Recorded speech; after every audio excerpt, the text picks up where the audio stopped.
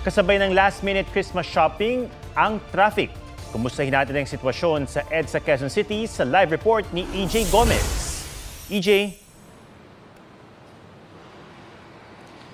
Ato, magkasasara lang ng mga mall na extended ang operating hours ngayong holiday season. Kanya-kanyang diskarte ang mga kababayan natin sa kanilang mga last-minute shopping bago ang bisperas ng Pasko ngayong taon. Gayun din sa kanilang biyahe pauwi.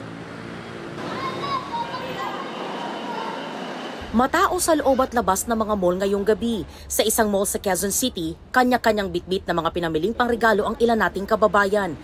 Si Harley at mga kabarkada nagkita lang daw sa mall para sabay-sabay na pumunta sa kanilang Christmas get-together. Pero ang saya sa muling pagkikita-kita, nahaluan ng stress dahil wala silang masakyan. Kung ano lang po nung maabutan, kunwari jeep, ayun na lang kasi punuan, wala naman choice na iba. Pag inantay ko pa po nung bus, malilate po sa pupuntahan. Mismong mga rider ininda raw ang matinding traffic simula nitong mga nagdaang araw. Talagang pagka-rush hour, sobrang traffic talaga. No? Kaya ginagawa namin ng mga rider, sumisingit-singit na lang kami para makarating kami sa pupuntahan namin ng maayos. Nag-iingat naman. Kita naman nila yung kalsada eh. Ni-explain namin na kunting pasensya lang, talagang ganun eh. Kwento pa ni Ariel, bagamat marami ang nagbubuk ngayon ng masasakyang motorsiklo, halos tabla lang din daw ang kita nila dahil sa tagal ng oras nila sa kalsada at lakas ng nakukonsumong gasolina. Sa Divisoria, mura pa rin ang bentahan ng mga panregalo sa ilang tindahan kahit nagpatong na sa presyo ang ilang nagbebenta. Kahit umulan, tuloy ang pamimili sa hile-hilerang tindahan ng iba't ibang gamit, pakyawan ang benta ng mga murang laruan.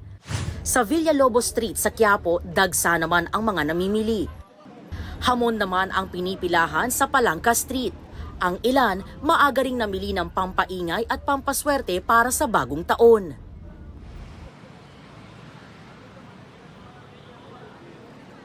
Atom, just an hour ago, mabigat ang daloy ng trapiko dito sa kinatatayuan namin sa kahabaan ng EDSA dito sa may North Avenue. Pero ngayon, napasado 11:00 na ng gabi, wala na tayo nakikita mga motorsiklo na sumisingit sa kalsada dahil medyo lumuwag-luwag na ang daloy ng mga sasakyan. Ingat na lang sa ating mga motorista na pauwi at patungo sa kanilang mga destinasyon ngayong Pasko. Atom? Maraming salamat, EJ Gomez.